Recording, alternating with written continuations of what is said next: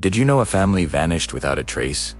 Right after opening their Christmas presents just a little too early. This isn't just some campfire tale. It's a chilling mystery that remains unsolved to this day, and it might make you think twice about what's under your own tree. Let's travel back to December 23rd, 2008, in the quiet, snowy town of Boulder, Colorado. The Harris family.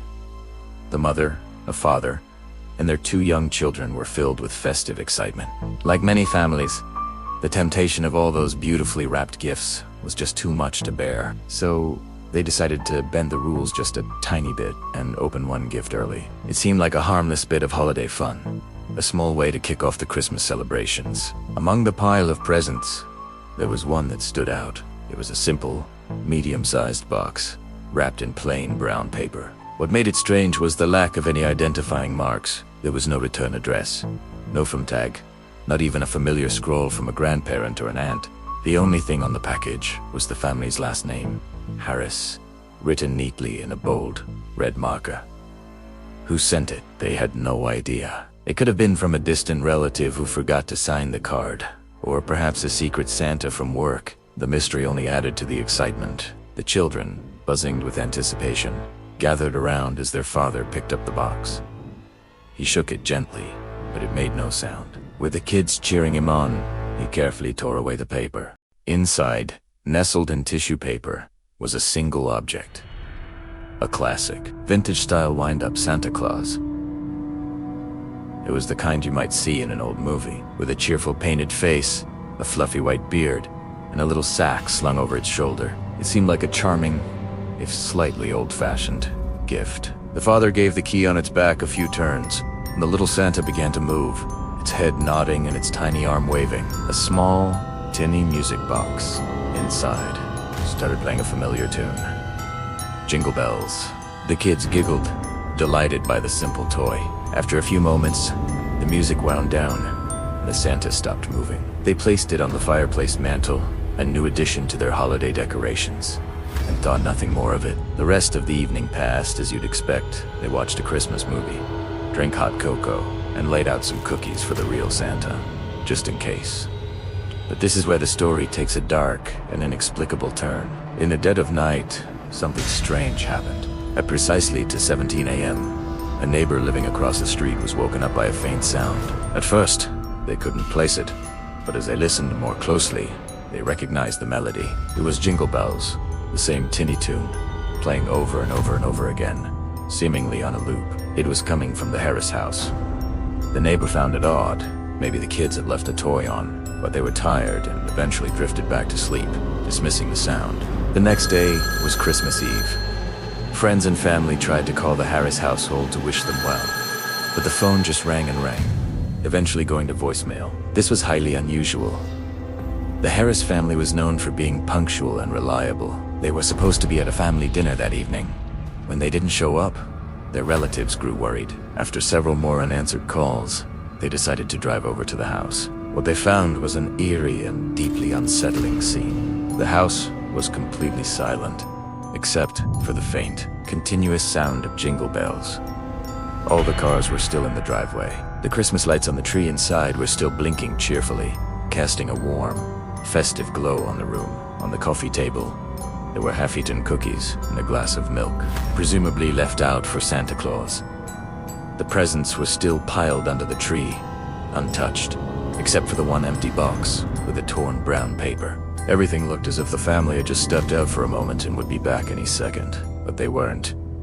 Panicked, the relatives called the police. When the officers arrived, they found all the doors and windows locked from the inside. There were no signs of a break-in, no signs of a struggle, no signs of anything being stolen. It was as if the house was a perfect, frozen snapshot of a Christmas Eve that was suddenly, inexplicably interrupted. The officers had to force their way inside.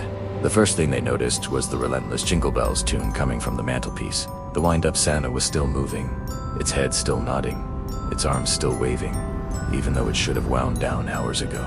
It was playing its song without anyone touching the key. As the police began their investigation, they discovered something even more disturbing. Leading from the living room up the main staircase were 5 sets of muddy boot prints. This was strange for several reasons. First, It had been snowing, not raining, so the ground outside was covered in snow, not mud.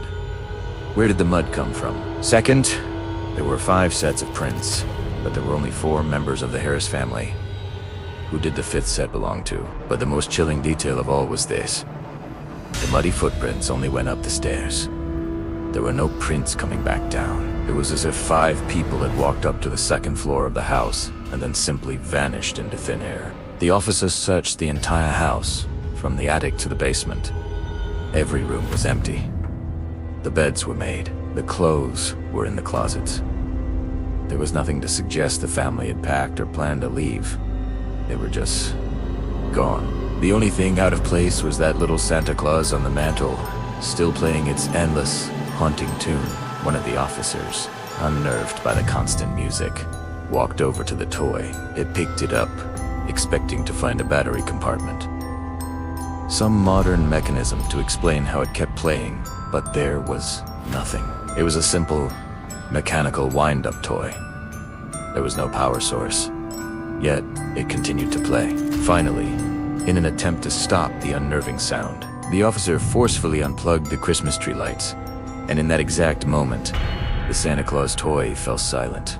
The house was plunged into a sudden, heavy, quiet place. A massive search was launched for the Harris family. Police, volunteers, and search dogs scoured the surrounding woods and the entire town of Boulder. Their faces were put on news channels across the country, but not a single trace of them was ever found. No bodies, no clothing, no witnesses who saw them leave. It was as if the earth had swallowed them whole. To this day, the case remains one of the most perplexing unsolved mysteries in Colorado's history. Investigators were baffled. There were no logical explanations. How could a whole family disappear from a locked house without a trace? Where did the mud and the 5th set of footprints come from? And what about that impossible Santa Claus toy, playing its song on a seemingly endless loop? Some people have tried to come up with theories. Was it a kidnapping, staged to look supernatural? If so, why was there no ransom note? And how did the kidnappers get in and out of a locked house without leaving any evidence, besides the impossible footprints? Others whisper about something far more sinister, something paranormal. They point to the mysterious, unmarked gift in the toy that defied the laws of physics. They wonder if the family, in their innocent excitement, invited something ancient and malevolent into their home. Was the gift a trap? A vessel for something that wasn't of this world? The story of the Harris family serves as a chilling holiday ghost story, but for the people who knew them, it's a painful and unresolved tragedy. It leaves us with so many questions and a lingering sense of unease. It makes you wonder about the origins of our traditions and the stories we tell. So, I have to ask you, if you found a mysterious, unmarked gift under your tree, would you have opened it early? What do you think happened to the Harris family? Let me know your theories down in the comments below. I'd love to read what you think. Thanks for watching. And if you enjoyed this dive into the unknown, be sure to hit that like button and subscribe for more mysteries. Stay safe, and maybe wait until the 25th to open your gifts. You never know what's waiting inside.